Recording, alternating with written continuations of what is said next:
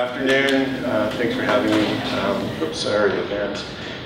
Yeah, I'm supposed to talk about, because I know nothing about virtual reality, I'm supposed to talk about Internet of Things and smart computers and that kind of thing. But yeah, that's really far off. That's the sense I'm getting. Like, this stuff isn't really going to work out, so we're going to talk about cats. Not really. No, I love cats.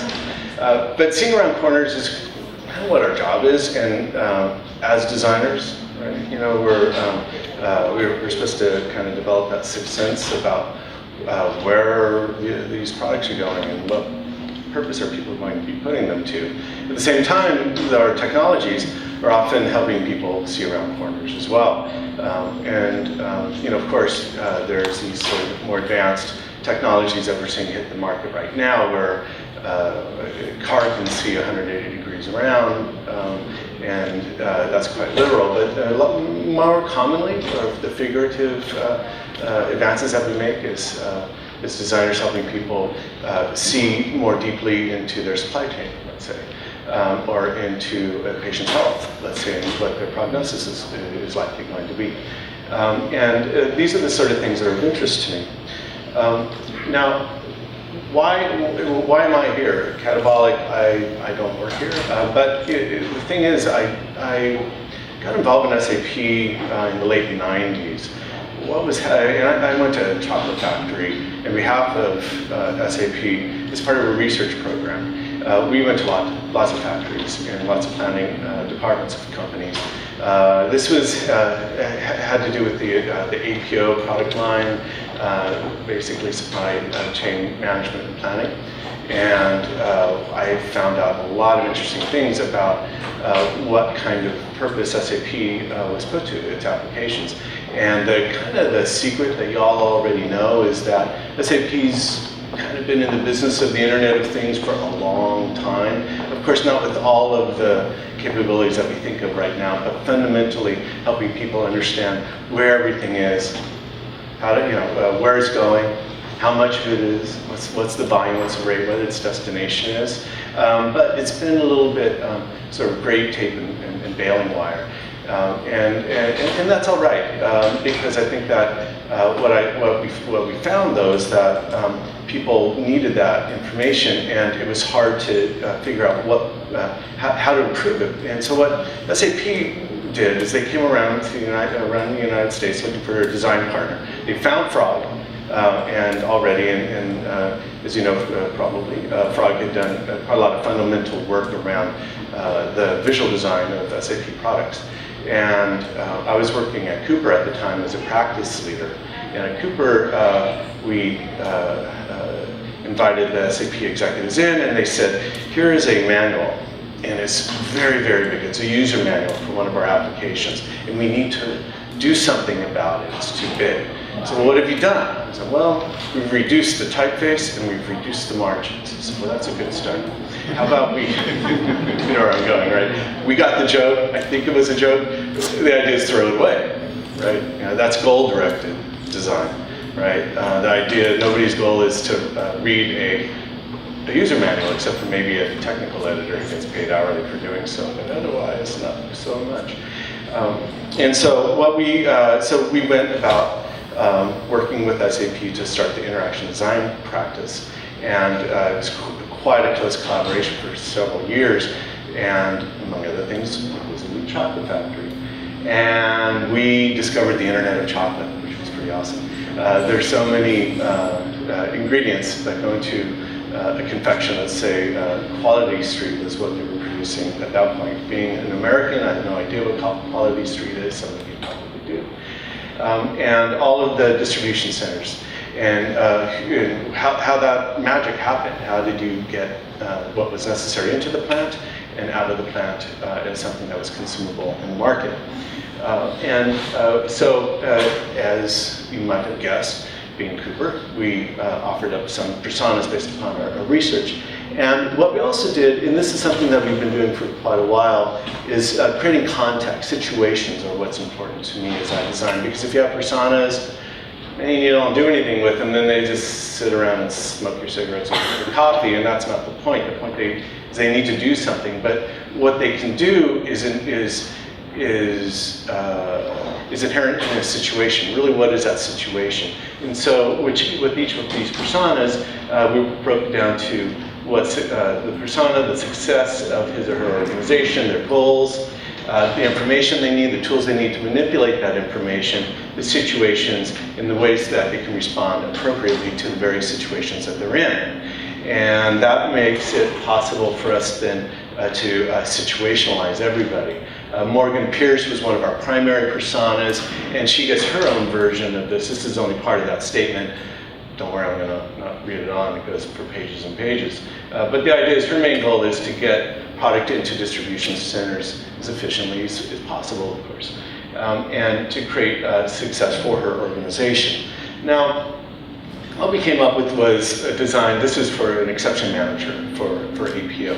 We found that a lot of these managers were looking for exceptions, and they can learn a lot from them, and of course, they could also just respond in a timely way to these kinds of exceptions. And so this was a sort of product that we, recommendation that we came up with at the time. You can see it's not a final product, and perhaps it had some influence over the op developers at that time. But my point here isn't to say, oh, look at this design, from 100 years ago. It's more about the potential shelf life of good research and synthesis, and particularly when you situationalize your user populations. And so let me give you, this is a time-honored slide series I'm about to enter into. We travel Conestoga wagons, comfort, safety, speed, and affordability, our goals. Oh, look at us, same goals. Oh, look at Star Trek, same goals, right? So, so is that going to change because we have VR, because we have the Internet of Things? When it goes from AI to IA to AI, I'm a little bit dyslexic, so I'm not really sure what the relationship is sometimes and which follows which. But I bet you $1 to a donut, even when the interfaces disappear, as I've heard a couple of times today, we're still going to have to understand why they disappeared and what's going to happen as a result of their disappearance, which is to say there is a user somewhere. Well, it gets a little complicated. Let me tell you another story. Here is a company called OSI Soft. They asked my team in 2009 to look at the ecology of folks who are using data historians. Now, the data historian, of course, is, well, the Internet of Things, but for industrial processes. What's the volume, what's the rate, what's in there, where is it coming from, where is it going to? These data historians have been sitting on top of industrial processes for a long time. We have a lot to learn from those processes. I know SAP does a lot in this area as well. Now, Lalit, one of our personas, he ends up being a primary persona. He has many things that he's doing along with his colleagues in terms of reporting, monitoring, troubleshooting, etc. He's responsible for the overall health of the process. His goals are to keep it healthy, sleep through the night, which is to say he doesn't literally be awake at night to say that something's blowing up in the plant. And of course, advance his career, which is really important when it comes to using software, particularly when it could be collaborative in nature and you're collaborating with your boss. And this is what he dreams about, what's in that chemical plant. All right, well, bad news is that OSI Soft didn't hire us to continue to design their product after that point. Funny thing is, though, a couple of years later, actually 2 years, or I guess it was about 8 years later, a spin-off called Seek knocked on my door and said, hey, can you design a visual search engine for IoT? Look at all that data and help people like Lali to make use of this data. And we said, sure. And what we discovered when we did just a couple of days of research is that Lalit, and they wanted to go into the cement industry as their first pilot project. We found out Lalit pretty much did the same thing, idiomatically different in the cement industry as the chemical industry. So the Lalit of Unified Chemical is much like the Lalit of Unified Cement, except that he's dreaming of something else. He's dreaming of the kiln and this enormous piece of machinery and everything that keeps use it. But he's looking for inefficiencies, basically, and he's looking for potential problems. He's looking for patterns in the data so that he can learn something about, let's say, why it's taking longer to carry out a process. And so we ended up this time being able to design something, and it was what was particularly interesting then is once it gets designed, it actually got developed. I know, for designers that's a big thrill, right? And so the pilot partner for Seek ends up being the biggest wind power generator in the world, and they had this kind of problem, which is that they needed to figure out some of the oscillations of power generation.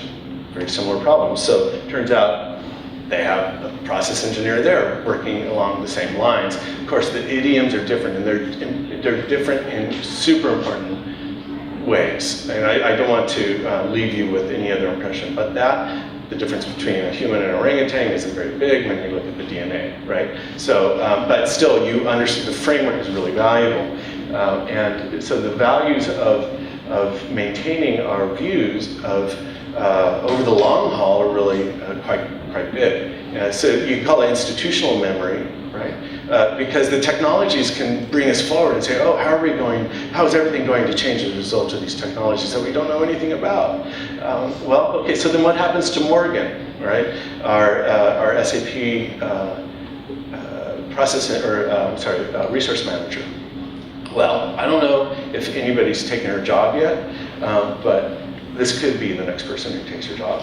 If it's not this person taking her whole job, this person is already assisting her, right? Well, what is the persona bot's goals? What are the persona bot's jobs? What is the persona bot's context? In a way, it's not that different than what was determined for Morgan in the end. Now, of course, huge differences, but if you can start with the human context, particularly for trying to emulate our intelligence, it's not a bad place to start, right? There's some resonance there. These are things that are bread and butter to interaction designers. They dream of electric sheep, I'm told, so I don't really know their version of Lybba's dreaming about other things. So really, then I'll wind it up by saying this. AI, IA, again, I'm dyslexic, I don't have too good of an idea of their difference. I think that on the one hand, AI can ultimately be autonomous and detached from us. And IA, what a lot of us have been doing in this room for most of our careers, is really an extension.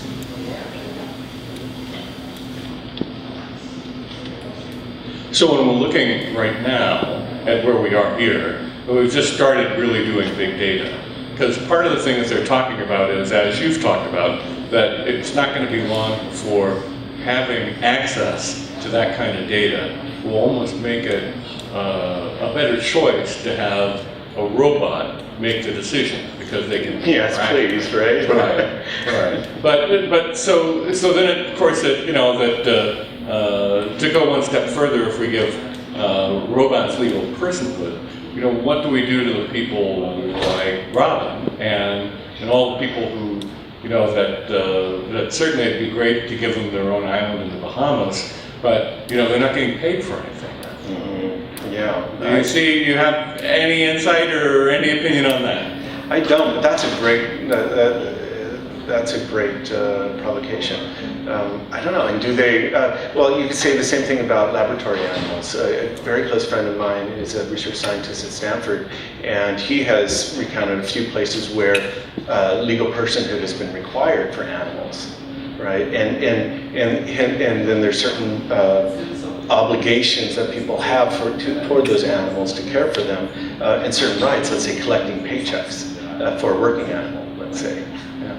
So actually that's a little bit connected to the question I have. If you replace those people with robots, what will those people do? Another job, but maybe they are owning those robots? I don't know. We polish their shoes. I don't know. I mean, it's an interesting question. When we're quote unquote driving in a driverless car, what are our obligations as a driver when we are driving? Well, obviously we know the more autonomy a vehicle has, the less responsibility we have, for instance. And so, but the human is potentially in the loop. still. And so well, I think one of the more interesting questions is, what can we do to intervene, right? Of course, now we have to teach these robots manners, or I should say, we should be able to teach them we should need to teach them to learn manners, right? So that they can, and we're already doing this, we meaning the tech industry, reading how to maneuver through a sidewalk so that you don't cut a couple in two. Things that we almost never think about, right? Teenagers kind of have to be taught about it sometimes, right? And these kinds of manners are, they aren't just ethics, like, and Asimov's rules of robotics are very, very valuable still to this day, but they are quite high level. I think it's really interesting when we start thinking about how we're interacting with them in a more natural way. And maybe they will be more polite to us than we are to one another. Possible. Anyone? Yeah. Question? So one question I have is, I know sometimes AI could act outside what we wanted to act. I'm just thinking, is that possible we can install a secondary smaller AI that keeps checking on the behavior of another AI, and so if something happens, it just intervenes? Yeah. Do you think that's a good system? I think that's inevitable, and we need to be trained as humans to do that. And sometimes at a professional level, right? It's our job to look over the work of the robot that's already being done in factories, let's say. I think it becomes really interesting when we aren't paid to do that, when we're consumers, for instance. I think there are monitoring how the AI is behaving, and then do certain actions. Actions to kind of put the AI in check? Is that what you're talking about? Yeah, and I think that's already part of the AI systems that we have right now, where there's a bit of a fail-safe, let's say, or shut up, stop doing that kind of thing. And so an off button has been something I've always promoted, because I'm not a big lover of technology, and I think that this is, there's a case for having an off button. But I think there are degrees of personhood already legally, to bring it back to the legal realm, and I would expect that there's already that going on for robots as well, and artificial intelligence. There's degrees of that. So I joke about religion, because who doesn't want to joke about religion? I joke about religion here because it's absurd to think that we can grant robots freedom of religion, and yet the Supreme Court granted it to corporations a year or two ago. So these are things that we have to be attentive to, particularly as designers, because we get the credit for being really cool because we're visionary and we're working with engineers who are really getting work done, but we're designers, so we like to say that we had a big effect on that. So ethics and these kinds of questions that you brought up are very important for us to consider. Yeah, I think I'm done. Okay. Thank you. Thank you. Thank you, David. Thank you, everyone. Thanks.